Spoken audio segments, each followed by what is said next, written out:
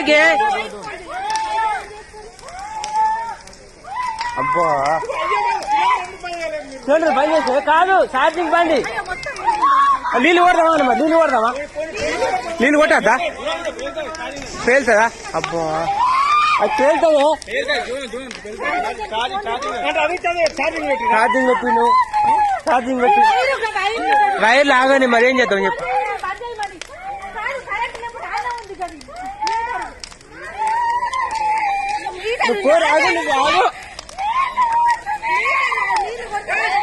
ఆగు ఏం చేయరు రావు